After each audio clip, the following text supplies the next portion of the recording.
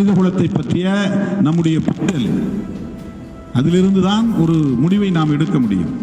அதுபோல ஆர்சியை நிர்வகிக்கக்கூடியவர்களுக்கு இடையில cost discrimination இருக்கலாம். உலகத்தில் இந்தியாவை தவிர வேறு எங்கேயும் கிறிஸ்டியானிட்டிக்குள்ள மனிதகுல பாகுபாடு கிடையாது. இங்கே கிறிஸ்டியானிட்டிக்கு மாறினாலும் கூட காஸ்ட் என்பது ஒட்டி கொண்டு இருக்கிறது. அது இந்த சமூகத்தில் இருக்கிற எச்சு சொச்சம். இந்து கல்ச்சர் இன்னும் டைலூட் ஆகவில்லை. ஒரு இந்து தான் கிறிஸ்டியனா மாறுகிறான். அந்த இந்து ஏற்கனவே உள்வாங்கிய கல்ச்சரோடு அவன் இயங்குகிற போது அவனை அறியாமலேயே ஆழம் எடுத்து சிலுவை போடுகிறான். ரெண்டும் மிக்ஸ் ஆகுது. கிறிஸ்டியானிட்டி ஒருத்தர் வரவேற்கிறதுக்கு ஆழம் எடுக்க மாட்டாங்க. கிராமத்துக்கு போனோம்னா ஆழம் எடுக்கிறது, ஆரத்தி எடுக்கிறது, மஞ்சளை கரைச்சி நமக்கு வரவேற்பு என்பது ஆள் எடுப்பு. அந்த வழக்கம் ஏற்கனவே இருந்த கல்ச்சர். ஆனால் இப்போ உள்வாங்கி இருக்கிறதுல அதையே வச்சு நெத்தியில் மிக்ஸ் ஆகுது ரெண்டும். ஏன்னா அவனுக்குள்ள ரெண்டு கல்ச்சரும் மிக்ஸ் ஆகி இருக்கு. அதனால இந்த கிறிஸ்டியானிட்டிக்குள்ள டிஸ்கிரிமினேஷன் இருக்கத்தான் செய்கிறது. காலப்போக்கில் அவையெல்லாம் மாறும். சமூக நீதி வலிமை பெற சமூக நீதி பார்வை வலிமை பெற அதுவெல்லாம் உதிர்ந்து போகும். ஆகவே ஐரோப்பியர் வந்த பிறகுதான் தோழர்களே குலத்துக்கு ஒரு நீதி என்கிற கல்வி முறை மாறியது. சேரிகளில், குப்பங்களில்,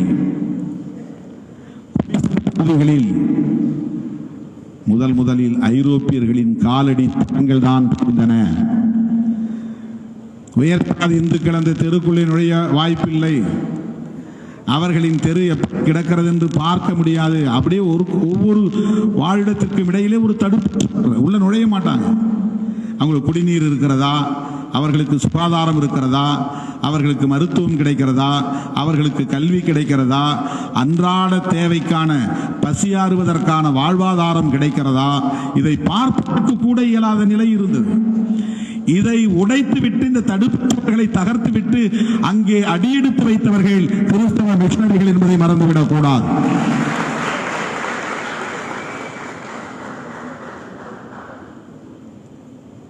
அந்த வரிசையை கால்டுவின் பங்களிப்பு என்பது மகத்தானது.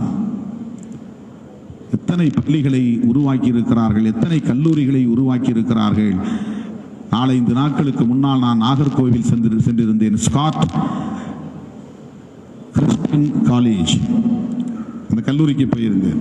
அதுவும் 130-140 ஆண்டுகளுக்கு முந்தைய வரலாற்று பலம் கொண்ட ஒரு கல்லூரி.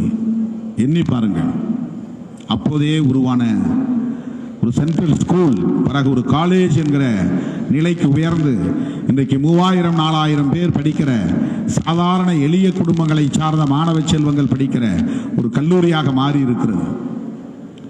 தமிழகத்தில் எவ்வளவு கல்லூரிகள், கிறிஸ்தவ மிஷனரிகள் நடத்துகிற கல்லூரிகள், எவ்வளவு பள்ளிகள், இவையெல்லாம் இந்த கல்வி நிறுவனங்கள் எல்லாம் வந்த பிறகுதான் சாதாரண மக்களுக்கு கல்வி வாசனையே கிட்டியது. அவர்கள் வருகைக்கு முன்பு மனுநீதி அடிப்படையில் கல்வி முறை இருந்தது. ஐரோப்பியர் வருகைக்கு தான் பழைய சமூக கட்டமைப்பை தகர்க்கக்கூடிய வகையிலே புதிய புதிய சட்டங்கள் தோன்றின, புதிய புதிய கொள்கைகள் உருவாயின. அனைவருக்கும் அனைத்தும் என்கிற பார்வை இங்கே உருவானது. சமத்துவம், சகோதரத்துவம் என்பது விதைக்கப்பட்டது. நான் பார்ப்பேன், ஹாஸ்பிட்டலுக்கு போனால், கவர்மெண்ட் ஹாஸ்பிட்டலுக்கு போனால் பார்ப்பேன், படுக்கையில் கிடப்பான் நோயாளி. அவன் தலைமாட்டிலோ கால் மாட்டிலோ ஒருத்தர் உட்கார்ந்து, ஒரு பெண்மணி அல்லது ஒரு இளைஞன் பைபிளை கையில் வைத்துக்கொண்டு இறைவனிடத்தில் ஜெபிப்பான். படுத்து கிடக்கிற நோயாளி எந்த சாதி, எந்த மதம், எந்த ஊர் என்று அவனுக்கு தெரியாது. ஆனால் அவன் நலம் பெற வேண்டும் என்று அவன் ஜெபம் செய்கிறான், மண்டியிட்டு ஜெபம் செய்கிறான், கதறி அழுது ஜெபம் செய்கிறான். அவன் நலம் பெற வேண்டும் என்று அவன் ஜெபம் செய்வதற்கான உந்துதலை அவனுக்கு எது தந்தது என்றால் அவன் உள்வாங்கிக் கொண்ட சகோதரத்துவம் என்பதுதான் தந்தது. அதுதான் ஃப்ரெட்டர்னிட்டி. இந்த சகோதரத்துவம் என்பதுதான். தோழர்களே, அதன் பிறகு மெல்ல மெல்ல கல்வி முறை மாறி சமூக நீதிக்கான கல்வி முறையாக இன்றைக்கு பரிணாமம் அடைந்திருக்கிறது. பெண்கள் இன்றைக்கு ஆண்களை விடவும் கல்வி தகுதி பெற்றவர்களாக இந்த ஒரு நூற்றாண்டுக்குள் 2 நூற்றாண்டுக்குள்ளே 2 நூற்றாண்டுகளில் ஆண்களை விஞ்சக்கூடிய வலிமை பெற்றவர்களாக பெண்கள் இன்றைக்கு பரிணாமம் அடைந்திருப்பதற்கு இந்த கல்வி முறைதான் காரணம். இல்லை என்றால் பெண்கள் இது போன்ற அவைக்கே வர முடியாது, மேடைகளில் அமர முடியாது. இந்த மாற்றங்களை இந்த கல்வி முறையால் தான் காண முடிந்தது. ஒரு வரியில் நான் சொல்ல விரும்புகிறேன், ஐரோப்பிய வருகைக்கு முன்பு இருந்த கல்வி முறை மனுநீதி கல்வி முறை, ஐரோப்பியர் வருகைக்கு பிறகு வளர்ந்திருக்கிற பரிணாமம் அடைந்திருக்கிற கல்வி முறை சமூக நீதி கல்வி முறை.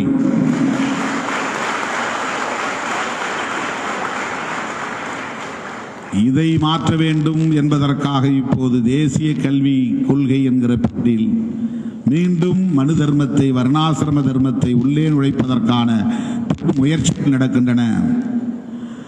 மாணவ செல்வங்களிடத்திலே போய் ஜெய் ஸ்ரீராம் முழக்கங்களை சொல்லுங்கள் என்று தூண்டுகிறார்கள். அவர்கள் கேட்கிற கேள்வி, ஏசப்பா என்று சொல்லுகிற போது நான் ஸ்ரீராம் என்று சொல்லக்கூடாதா என்கிறார்கள். நான் மறுபடியும் சொல்ல விரும்புவது, எந்த மதமாக இருந்தாலும் எந்த கடவுளாக இருந்தாலும் அங்கே டிஸ்கிரிமினேஷன் இல்லை என்றால் பிரச்சனை இல்லை.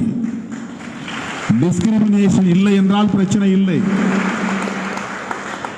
ஒரு டிஸ்கிரிமினேட்டரி சொசைட்டி உருவாகக்கூடாது, அது தகர்க்கப்பட வேண்டும். அதற்கேற்ப கல்வி முறை அமைய வேண்டும். இது சிலபஸ், மெக்காலே காலத்திலே உருவாக்கப்பட்ட பாடத்திட்ட கல்வி முறை. இந்த வகுப்புனா இந்த மாதிரியான சிலபஸ், இந்த கோர்ஸ்னா இந்த மாதிரியான சிலபஸ். இதற்கு உட்பட்டு நாம் நம்முடைய கல்வி தகுதியை மேம்படுத்திக் கொள்கிறோம். ஆனால் வரம்புகள் அற்றது கல்வி. இது ஒரு சிலபஸ் என்பது ஒரு வரம்பை கொண்டது. மாணவ செல்வங்கள் ஒன்றை புரிந்து கொள்ள வேண்டும். இந்த சிலபஸ் என்கிற வரம்புகளுக்குள்ளேயே இருந்திருந்தால் புரட்சியாளர் அம்பேத்கர் என்கிற ஒரு மாமனிதன் நமக்கு கிடைத்திருக்க மாட்டார். இந்த சிலபஸ் என்கிற வரம்புக்குட்பட்ட கல்வி திட்டத்திற்குள்ளேயே தன்னை முடக்கி இருந்தால் மாமனிதர் கார்ல் மார்க்ஸ் என்கிற ஒரு மகத்தான மனிதர் நமக்கு கிட்டியிருக்க மாட்டார். அருமை மாணவ செல்வங்களே, இந்த பருவம் அரிய கிடைத்தற்கரிய ஒரு பருவம். இந்த பருவத்தில் உங்களுடைய முனைப்பு, உங்களுடைய ஆர்வம், உங்களுடைய தேடல், உங்களுடைய வேட்கை என்னவாக இருக்கிறது என்பதை பொறுத்து உங்கள் எதிர்காலம் தீர்மானிக்கப்படும். இந்த பருவத்தில் நாம் பாடுபடவில்லை என்றால், உழைக்கவில்லை என்றால்,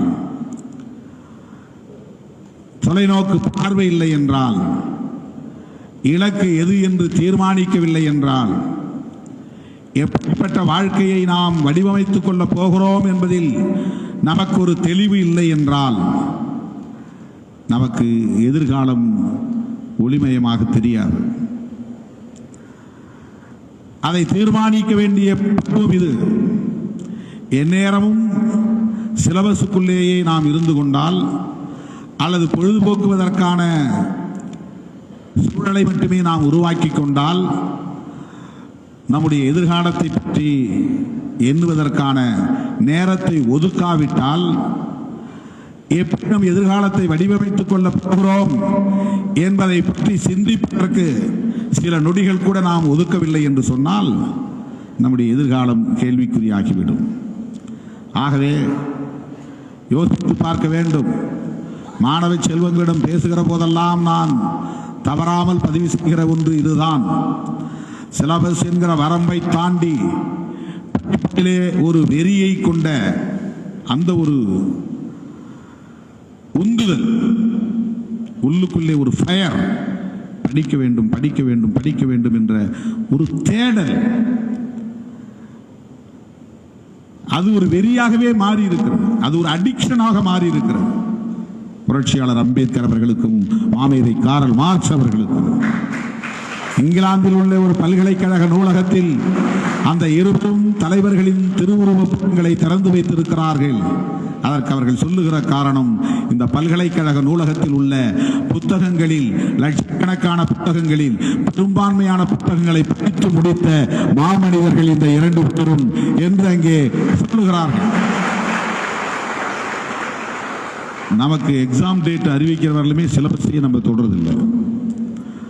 ஒரு ரிவிஷன் கூட, ஒரு முறை கூட நம்ம படித்து முடிக்கிறது இல்லை. டேட் அறிவித்த பிறகுதான் எக்ஸாம் டேட் நெருங்கிருச்சு, ஒரு லேசாக புரட்டிட்டாவது போகணும் அப்படின்னு நம்ம புரட்டிட்டு போகிறோம். யோசித்து பாருங்கள். ஒவ்வொரு துறையிலும் ஆழ்ந்த கற்கும் அந்த வெறி, ஆழ்ந்த தேடல், தத்துவமா அதிலே டாக்டரேட், வரலாறா அதிலே டாக்டரேட், பொருளாதாரமா அதிலே டாக்டரேட், இலக்கியமா அதிலே டாக்டரேட். நமக்கு ஒரு எம்ஃபில் முடிச்சு பிஹெச்டி முடிக்கிறதுக்குள்ள வால் பிராணன் தலைக்கேறுது என்று சொல்வார்களே, அப்படி நாம் கடினப்படுகிறோம். அதை முடிக்க முடியறதில்லை நம்மால. என்ன கூட சொன்னாங்க, ஐயா உண்மையாகவே படித்து பட்டம் பெற்றார் டாக்டர் பட்டம் என்று. உண்மைதான். ஒரு முறைக்கு 2 முறை நான் ஃபீல்டுக்கு போய் சாம்பிள் எல்லாம் கலெக்ஷன் பண்ணி ஒவ்வொருத்தரையும் தனித்தனியாக உட்கார்ந்து அவங்கள்ட்ட பேட்டி எடுத்து ஆன்றோர் சான்றோர் உதவியோடு அதை ஆய்வு செய்து வைவாவில் கேட்ட கேள்விகளுக்கெல்லாம் பெரிய மூத்த பேராசிரியர்கள் பலரும் அமர்ந்திருந்த அவையிலே அவர்கள் எழுப்பிய கேள்விகளுக்கெல்லாம் நான் விடையளித்து, அப்படித்தான் இந்த டாக்டர் பட்டத்தை நான் மனோன்மணியம் சுந்தரனார் பல்கலைக்கழகத்தில் பெற்றேன். அப்போதுதான் எனக்கு இது எவ்வளவு கடினமான பணி என்பதையும் புரிந்து கொள்ள முடிந்தது. புரட்சியாளர் அம்பேத்கர் அவர்கள் எவ்வளவு இளம் வயதிலேயே ஆய்வு பட்டங்களை பெற்றிருக்கிறார், பல ஆய்வு பட்டங்களை பெற்றிருக்கிறார், பல டாக்டரேட். ஆகவே கல்வியில் அவருக்கு ஒரு அடிக்ஷன் இருந்தது என்று தான் சொல்ல வேண்டும். சில பேருக்கு ட்ரக் அடிக்ஷன் இருக்கும், சில பேருக்கு லிக்கர் அடிக்ஷன் இருக்கும், சில பேருக்கு டொபாக்கோ அடிக்ஷன் இருக்கும். அதுல இருந்து அவங்களை மீட்க முடியாது. ஆனால் கல்வியில் கூட அடிக்ஷன் ஏற்படுமா? ஏற்பட்டு இருக்கிறது. அப்படி ஒரு எஜுகேஷனல் அடிக்ட் என்று சொல்லக்கூடிய வகையில் புரட்சியாளர் அம்பேத்கர், மாமேதை காரல் மார்க்ஸ் போன்றவர்கள் படித்து படித்து சிந்தித்து சிந்தித்து இன்றைக்கு அவர்கள் மானுடத்தை வழிநடத்தக்கூடிய மாமனிதர்களாக மாறி இருக்கிறார்கள்.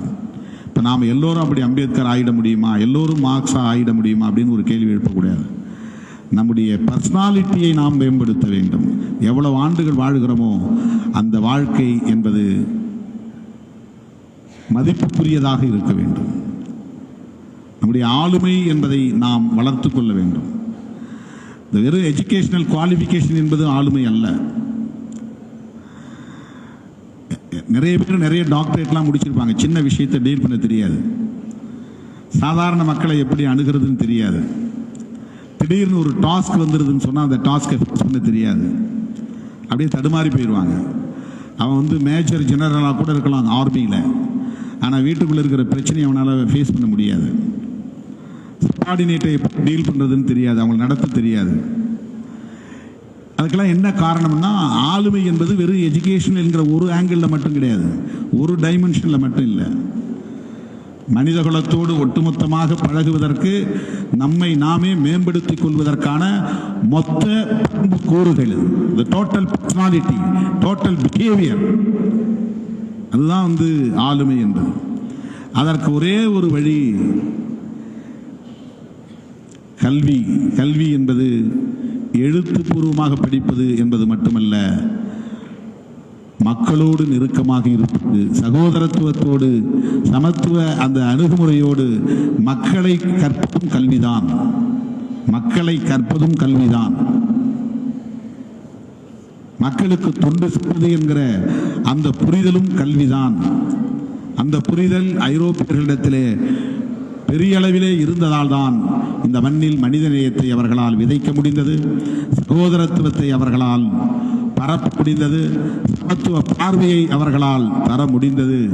இவர்களின் வருகைக்கு முன்னரே இந்த மண்ணில் கௌதம புத்தர் அந்த சிந்தனைகளை பரப்பினார் என்பதை நாம் மறந்துவிடக் கூடாது. 2500 ஆண்டுகளுக்கு முன்னர் தோன்றிய கௌதம புத்தரின் கோட்பாடு என்பது சகோதரத்துவம், சமத்துவம் என்பதுதான். பௌத்தம் என்பது ஒரு மதம் சார்ந்த கருத்து அல்ல, மனித குலத்தின் மேம்பாடு குறித்த ஒரு கோட்பாடு. சுதந்திரம், சகோதரத்துவம், சமத்துவம் என்பதுதான் பௌத்தத்தின் அடிப்படை. ஆனால் அது அப்படிப்பட்ட கருத்தியலை போதித்த காரணத்தினால்தான் திட்டமிட்டு அழித்தொழிக்கப்பட்டது இந்த மண்ணிலே. சகோதரத்துவத்தை அது போதித்தது என்பதுதான் மனுநீதி என்கிற குலத்துக்கு ஒரு நீதியை உயர்த்தி பிடித்தவர்களால் ஏற்றுக்கொள்ள முடியவில்லை. அந்த வாரிசுகளின் எச்ச சொச்சங்கள் இன்னும் இங்கே இருக்கிறார்கள். அவர்கள்தான் கால்டுவேல் படிக்காத நபர் என்று சொல்லக்கூடிய துணிச்சலை பெற்றவர்களாக இருக்கிறார்கள் என்பதை நாம் உணர்ந்து கொள்ள வேண்டும். இப்படிப்பட்ட கருத்தியல் தளத்திலே மாணவ செல்வங்களாகிய நீங்களும் உங்களை அரசியல் கட்சிகளில் ஈடுபட்டு அதை பற்றி புரிதலை பெற வேண்டும் என்று இல்லை. நான் அடிக்கடி சொல்லுவேன், கல்வியில் நாட்டம் வேண்டும் என்று சொல்லுகிற அதே வேளையில் நம்மை சுற்றியுள்ள அரசியல், பொருளாதாரம், சமூகம், கலாச்சாரம், தத்துவம் ஆகியவை தொடர்பான மனித குலத்தை அறிந்து கொள்வதும் மாணவ செல்வங்களின் கடமை. அப்படி பார்க்கிற போது ஒரு கட்சி அரசியலில் ஈடுபட தேவையில்லை. ஆனால் மனிதகுலம் சார்ந்த அரசியல் என்பது பொதுவானது. அந்த அரசியல் பார்வை மாணவ செல்வங்களுக்கு இன்றியமையாத ஒரு தேவை. அரசியலை கற்பது என்பது வேறு, கட்சியில் இணைந்து செயல்படுவது என்பது வேறு. கோட்பாட்டை புரிந்து கொள்வது என்பது வேறு, மதங்களில் தன்னை அடையாளப்படுத்திக் கொள்வது என்பது வேறு. ஒரு மதத்தில் சேர்ந்துதான் கடவுளை நம்ப வேண்டும் என்று இல்லை. எந்த மதத்திலும் சேராமலும் கடவுளை நம்பலாம். ஒரு மதத்தில் சேர்ந்து ஒரு வழிபாட்டை பின்பற்றினால்தான் அவன் ஒரு கடவுள் நம்பிக்கையாளன் என்று பொருள் இல்லை. எந்த மதத்திலும் எந்த சடங்கையும் எந்த கலாச்சாரத்தையும் பின்பற்றாமலும் கடவுள் நம்பிக்கை வைத்திருக்கலாம். இதுதான் கோட்பாட்டோடு உள்ள தொடர்பு. கடவுள் நம்பிக்கை என்பது ஒரு கோட்பாட்டோடு உள்ள தொடர்பு. கடவுளை நம்பவில்லை என்பது ஒரு கோட்பாட்டோடு உள்ள தொடர்பு. கடவுளை நம்புகிறவன் அதை இம்ப்ளிமெண்ட் செய்கிற போது சடங்கு, சாஸ்திரங்கள், சம்பிரதாயங்கள், ரிச்சுவல்ஸ் என்கிற அந்த விதிமுறைகள் எல்லாம் நாமே உருவாக்கி கொண்ட ஒரு வழிமுறை. ஆகவே அருமை தோழர்களே, இந்த வேறுபாட்டை நாம் புரிந்து கொள்ள வேண்டும். டிஸ்கிரிமினேஷன் இல்லாத ஒரு சமூகத்தை கட்டமைப்பதற்கு, மனிதகுலத்தை மேம்படுத்துவதற்கு இளம் தலைமுறையினர், மாணவ சமூகம் உறுதியேற்க வேண்டும் என்பதை சொல்லி இந்த வாய்ப்புக்கு நன்றி கூறி உங்கள் அனைவருக்கும் என்னுடைய நெஞ்சார்ந்த வாழ்த்துக்களை தெரிவித்து நிறைவு செய்கிறேன். நன்றி, வணக்கம். சுதந்திரம், சமத்துவம், சகோதரத்துவமே நமது இலக்கு என்று சொல்லி முடிக்கிறேன். நன்றி, வணக்கம்.